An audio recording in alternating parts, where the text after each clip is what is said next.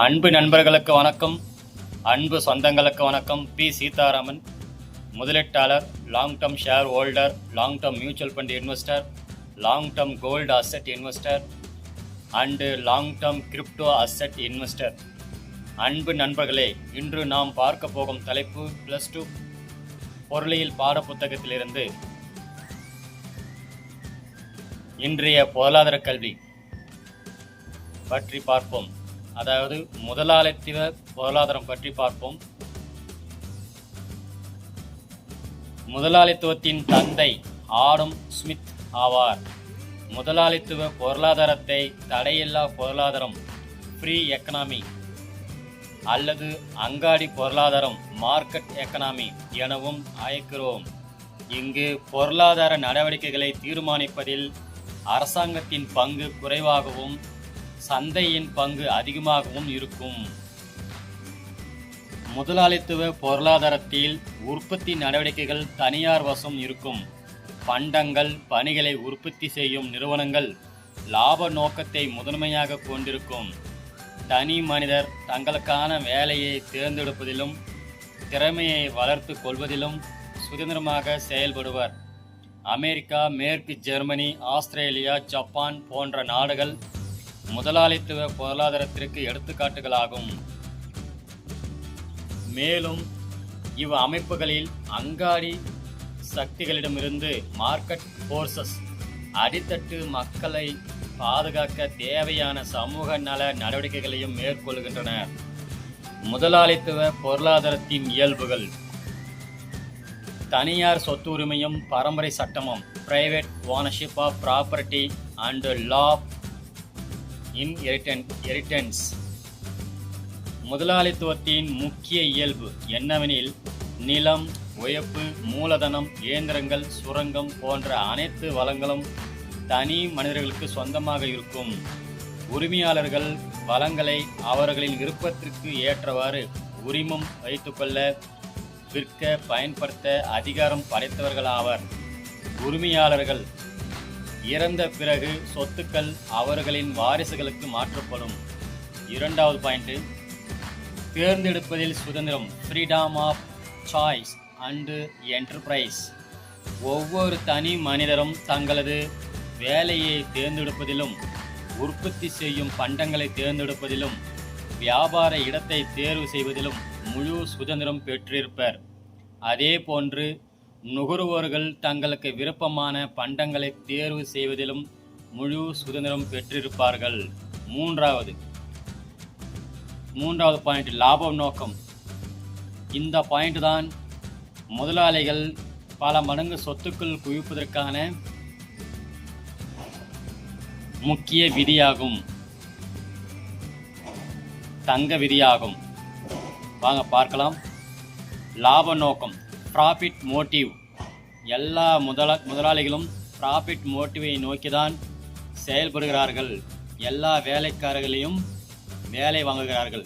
அந்த லாப நோக்கத்தை முன்னிறுத்தியே அனைத்து வியாபாரங்களும் செய்யப்படுகிறது. முதலாளித்துவ பொருளாதாரத்தில் அனைத்து பொருளாதார நடவடிக்கைகளிலும் லாபம் பெறுவதே உந்து விசையாக காணப்படும். ஒவ்வொரு தனி மனிதனும் அமைப்புகளும் அதிக லாபம் தரக்கூடிய பண்டங்களை மட்டுமே உற்பத்தி செய்வார்கள். இங்கு வேலை பகுப்பு, புதிய தொழில்நுட்பம், சிறப்பு கவனம் முதலானவை பின்பற்றப்படும். முதலாளித்துவ பொருளாதார அமைப்பில் உற்பத்தியாளர்களால் பின்பற்றப்படுகின்ற தங்க விதி உச்ச லாபம் அடைதலாகும். இந்த தங்க விதியே ஒவ்வொரு முதலாளிகளும் பல மடங்கு சொத்துக்கள் பெருக்குவதற்கு காரணமாக அமைகிறது.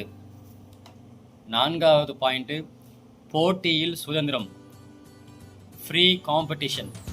பண்டங்கள், சந்தை காரணிகள், சந்தை ஆகிய இரண்டிலும் முழு சுதந்திரம் உண்டு. அரசாங்கமோ வேறு எந்த அமைப்போ நிறுவனங்களின் வாங்குதல் விற்பனை நடவடிக்கைகளில் தலையிட முடியாது. வாங்குபவர் விற்பவர் இடையே போட்டி நிலவும்.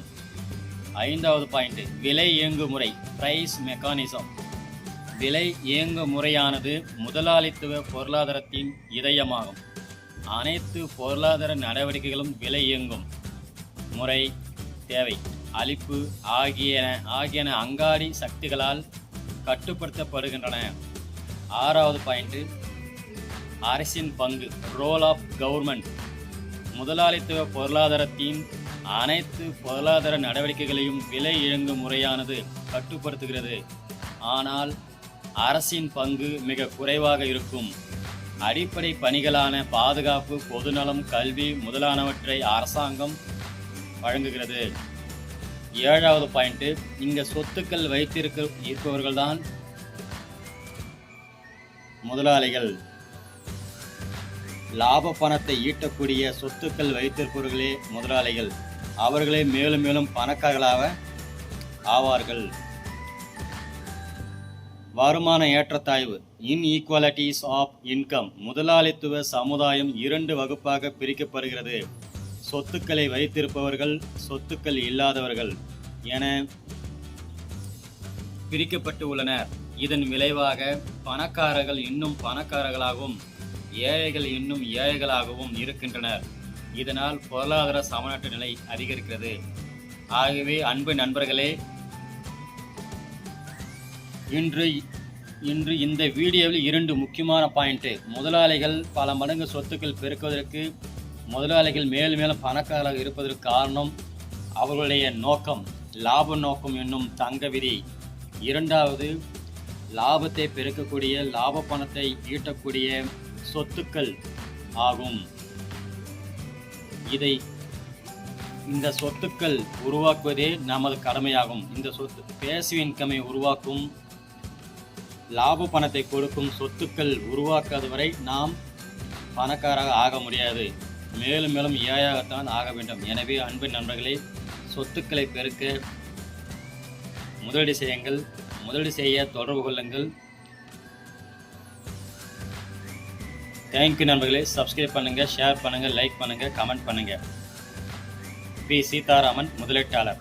வாழ்க வையகம், வாழ்க மக்கள், வாழ்க வளமுடன்.